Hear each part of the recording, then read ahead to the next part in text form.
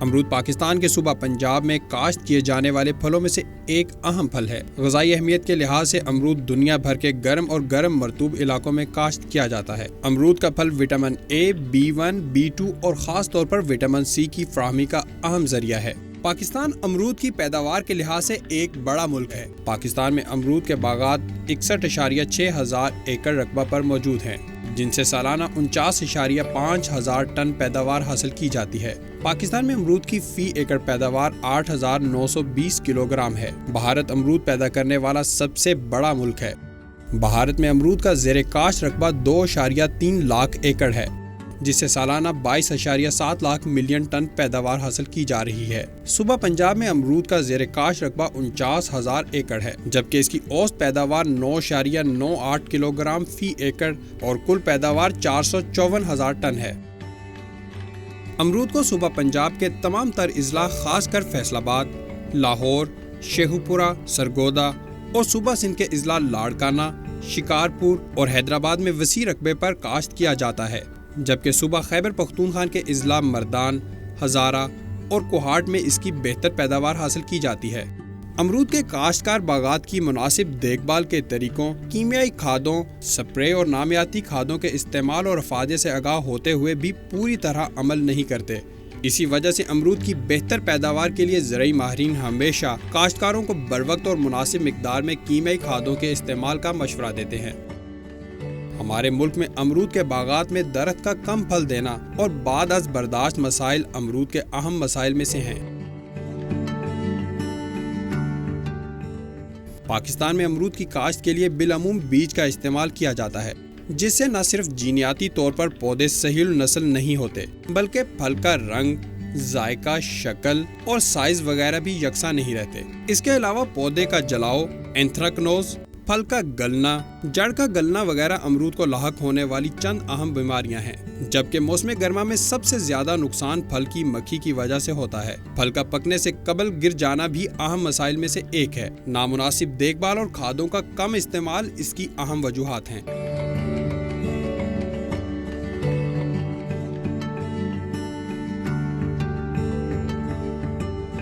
امرود کی پیداوار کو 2 طریقوں سے بڑھایا جا سکتا ہے۔ نمبر 1، روایتی انداز میں بہتر پھل دینے والی اقسام کا چناؤ اور کاشت۔ نمبر 2، یا پھر جینیاتی ساخت میں رد و بدل کے ذریعے نئی مخلوط اقسام تیار کرنا۔ یہ وہ طریقہ جات ہیں جن کے ذریعے امرود کی پیداوار کو بہتر بنایا جا سکتا ہے۔ امرود کی فصل کو لاحق مسائل میں سے ایک مسئلہ امرود کی نسل کشی بذریعہ بیج بھی ہے، کیونکہ بیج کے ذریعے اگائے گئے پودے صحیح النسل نہیں رہتے۔ اس کی وجہ امرود کے پھلوں میں 25 سے 40% کراس پولینیشن کا ہونا ہے۔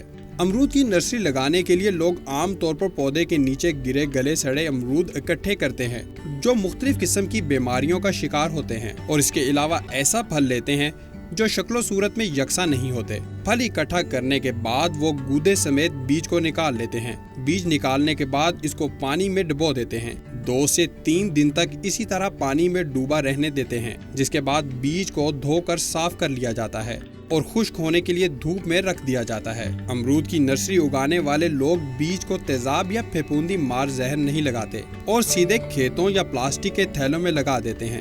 بیج کو لگانے کے فوراً بعد پلاسٹک کے تھیلوں کو سفید پلاسٹک شیٹ سے ڈھانپ دیا جاتا ہے۔ جب ہم اس طرح بیج کو جمع کر کے نرسری لگائیں گے تو ہمارے باغات کبھی بھی اچھی پیداوار نہیں دے سکیں گے اور نہ ہی اقسام میں اچھے ہوں گے۔ اس کے علاوہ اچھی خصوصیات کے حامل پودوں کو بیج کے ذریعے اگا کر محفوظ نہیں کیا جا سکتا، کیونکہ بیج کے ذریعے اگائے جانے والے پودے صحیح النسل نہیں ہوتے۔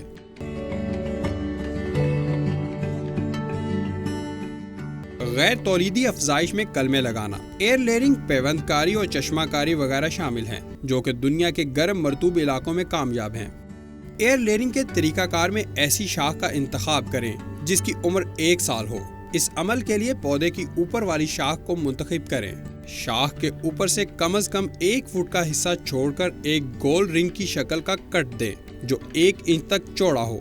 شاخ کی چھال کو الگ کر لیں جب چھال شاخ سے الگ کر لیں تو پھر پلاسٹک شیٹ کا ایک ٹکڑا لیں اور اسی جسامت کا ایک ٹکڑا پٹسن بوری کا بھی لیں۔ پھر گیلی مٹی کو پٹسن کی بوری کے ٹکڑے پر رکھ کر چھال اتری شاخ کے گرد لپیٹ دیں اور کسی رسی کے ساتھ دونوں اطراف سے اچھی طرح باندھ دیں۔ اس کے لیے سب سے موزوں موسم جولائی اور اگست ہے، جب ہوا میں نمی کی مقدار زیادہ ہوتی ہے۔ پیوندکاری بذریعہ انارچنگ کے عمل میں روٹ سٹاک کو گملے میں تیار کیا جاتا ہے جس کی عمر کم از کم 1 سال ہو۔ روٹ سٹاک کو پودے کے قریب لے جائیں جس سے آپ نے پیوندکاری کرنی ہو۔ اس کے بعد پیوندی پودے کی ایسی شاخ منتخب کریں جس کی موٹائی روٹ سٹاک والے پودے کی موٹائی کے برابر ہو۔ شاخ کو 1 فٹ اوپر سے چھوڑ کر 3 انچ ترچھا کٹ لگائیں اور پھر اسی جسامت کا کٹ روٹ سٹاک کو بھی لگائیں اور دونوں کو آپس میں اس طرح ملائیں کہ ان کے درمیان خلا نہ رہے۔ پھر باریک رسی کے ساتھ اچھی طرح باندھ دیں اور پھر پلاسٹک شیٹ کے ساتھ اچھی طرح باندھ دیں۔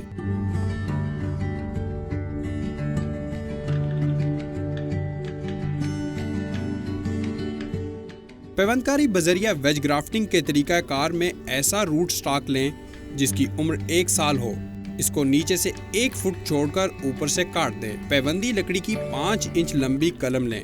قلم کو نیچے والے حصے کے دونوں طرف 2 انچ لمبا کٹ لگائیں۔ پھر روٹ سٹاک کو وی شکل کا کٹ لگائیں اور اس کے درمیان میں چاقو کی مدد سے اتنا کٹ لگائیں جتنی جسامت کا کٹ پیوندی قلم پر لگایا ہے۔ اب پیوندی قلم کو اس کٹ میں رکھ کر نیچے تک دبا دیں۔ آخر میں باریک رسی کی مدد سے اچھی طرح سے باندھ دیں۔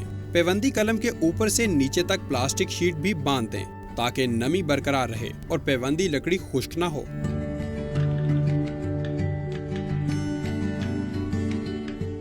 پیوندکاری بذریعہ کلیفٹ گرافٹنگ کے عمل میں استعمال ہونے والے روٹ سٹاک کی عمر 1 سال ہو۔ اس کو نیچے سے 1 فٹ چھوڑ کر اوپر سے کاٹ دیں اور درمیان میں سے چاقو کی مدد سے 2 انچ لمبا کٹ لگائیں۔ پیوندی پودے سے 5 انچ لمبی قلم کو الگ کر لیں۔ پیوندی قلم کے نیچے والے حصے کو دونوں طرف سے 2 انچ تراشیں اور قلم کا باہر والا حصہ تھوڑا سا موٹا رکھیں جبکہ اندر والا حصہ قدرے باریک ہو۔ جب پیوندی قلم تیار ہو جائے تو اس کو روٹ سٹاک والے کٹ کے اندر داخل کر دیں۔ پیوندی قلم کا باہر والا حصہ روٹ سٹاک کی سطح کے برابر ہو۔ آخر میں اسے باریک رسی کی مدد سے باندھ دیں اور پھر اسے پلاسٹک شیٹ کی مدد سے اچھی طرح باندھ دیں۔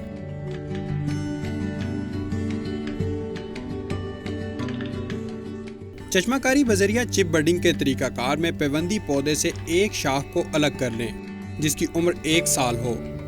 پھر کینچی کی مدد سے اس کے تمام پتے اتار دیں۔ چاقو کی مدد سے چشمہ کے نیچے والے حصے پر ترچھا کٹ لگائیں اور پھر چشمہ کے اوپر سے 1 انچ چھوڑ کر ترچھا کٹ اس طرح لگائیں کہ وہ نیچے والے کٹ تک چلا جائے۔ اس طرح سے ہمیں چپ نما چشمہ حاصل ہو جائے گا۔ پھر اسی جسامت کا کٹ روٹ سٹاک کے اوپر بھی لگائیں۔ پھر چپ نما چشمے کو اس میں داخل کر کے پلاسٹک شیٹ کی مدد سے باندھ دیں۔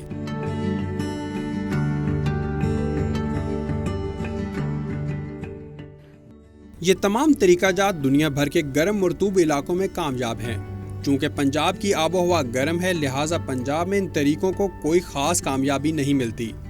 امرود کی افزائش میں درپیش مسائل کا حل نکالنے کے لیے زرعی یونیورسٹی فیصل آباد کے سائنسدانوں نے پنجاب ایگریکلچرل ریسرچ بورڈ کے تعاون سے ایک پروگرام کا آغاز کیا جس کے تحت امرود کو بذریعہ قلم کاشت کرنے کا آغاز کیا، جس کی تفصیل کچھ اس طرح سے ہے۔ نمبر 1، ایسی جگہ منتخب کریں جو پہلے سے موجود باغات کے قریب ہو۔ نمبر 2، پانی کے کھالے کے نزدیک ہو۔ نمبر 3، آندھیوں سے بچنے کے لیے کوئی مناسب انتظام ہو۔ نمبر 4، سیم زدہ زمین سے اجتناب کریں۔ نمبر 5، ایسی زمین کا انتخاب کریں جہاں آدھا دن چھاؤں ہو۔ زمین کی تیاری۔ نمبر 1، 3 سے 5 فٹ چوڑی اور 8 سے 10 فٹ لمبی کھیلیاں بنائیں۔ نمبر 2، اگر زمین زرخیز نہ ہو تو نامیاتی کھادوں کا استعمال کریں۔ نمبر 3، قلم لگانے سے 24 گھنٹے پہلے ان کھیلیوں کو پانی سے بھر دیں۔ قلم کے لیے ایسے درخت کا انتخاب کریں جو ان خصوصیات کا حامل ہو۔ نمبر 1، پھل خوش ذائقہ، اچھے رنگ، اچھی شکل اور بڑے سائز کا ہو۔ درخت تمام قسم کی بیماریوں سے بھی پاک ہو۔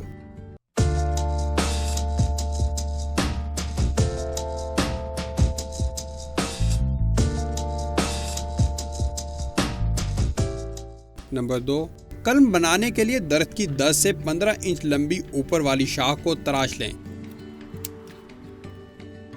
अमरूद की कलम लगाने का सबसे मौजू मौसम अगस्त से अक्टूबर तक है।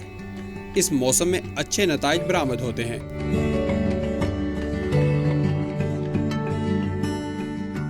कलम की लंबाई 6 से 8 इंच रखें। ऊपर वाले 4 पत्तों के अलावा बाकी सब पत्ते उतार दें और इन 4 पत्तों को आधा काट दें। कलम के नीचे मौजूद चश्मा से थोड़ा नीचे गोल कट लगाएं। गोल कट देने के बाद चश्मा से नीचे एक तरफ वाली छाल उतार दें। मार्केट में मौजूद किसी अच्छी कंपनी का फफूंदी मार जहर लें और 1 ग्राम फी लीटर के हिसाब से मिलाकर फफूंदी मार महलूल बना लें। फिर कलम को 5 से 10 मिनट तक इस महलूल में डुबोए रखें।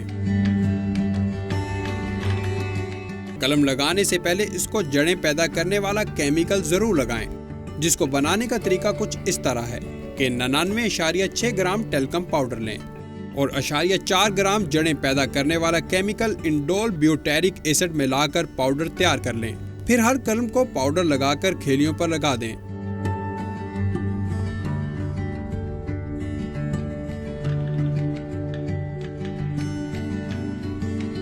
कलम लगाने के बाद इसको प्लास्टिक शीट से ढांपकर दोनों अतराफ पर मिट्टी डाल दें। इस छोटी टनल का दर्जा हरारत 25 से 30 सेंटीग्रेड रखें और नमी की मिकदार 70 से 90% तक होनी चाहिए। गर्मी के दिनों में आमतौर पर 7 दिन के बाद पानी दिया जाता है, जबकि सर्दी के दिनों में 15 दिन के बाद पानी दिया जाता है। ज्यादा पानी देने से इज्तनाब करें, वरना सफेद फफूंदी हमला कर देगी, जिससे हमारी तमाम कलमें जाया हो जाएंगी। इस मरहले में नमी की मिकदार ज्यादा होती है, जो सफेद फफूंदी के फैलने का सबसे मौजू वक्त होता है। इसलिए फफूंदी से बचने के लिए फफूंदी मार जहर का स्प्रे करते हैं और स्प्रे के लिए फफूंदी मार जहर 1 ग्राम फी लीटर के हिसाब से मिलाकर महलूल बना लें और स्प्रे मशीन की मदद से कलमों को स्प्रे करें। हफ्ता में 1 मरतबा स्प्रे लाजमी करना चाहिए। अगर फफूंदी का हमला शुरू हो जाए तो फफूंदी मार जहर की मिकदार 2 ग्राम फी लीटर कर दें। कलम लगाने से 1.5 से 2 माह के बाद नई फूट निकलना शुरू हो जाती है, जो इस बात की अलामत है कि कलम अपनी जड़ें बना रही है। जब इस बात की तसल्ली हो जाए कि जड़ें बन गई हैं, तो इनको जमीन से प्लास्टिक के थैलों में मुंतकिल कर दिया जाता है। भल और गन्ने के खुशबूदे भगास को बराबर की निस्बत से डालकर अच्छी तरह से मिला लें। कलम को मिट्टी समेत प्लास्टिक के थैले में मुंतकिल कर लें।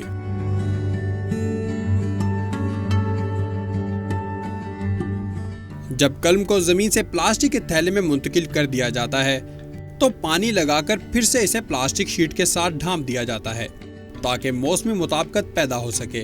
फिर आहिस्ता आहिस्ता प्लास्टिक शीट को खोलते हैं, ताकि अच्छी तरह मौसमी मुताबिकत कायम हो जाए। अगर हम ये अमल ना करें तो हमारे ज्यादातर पौधे मर जाएंगे।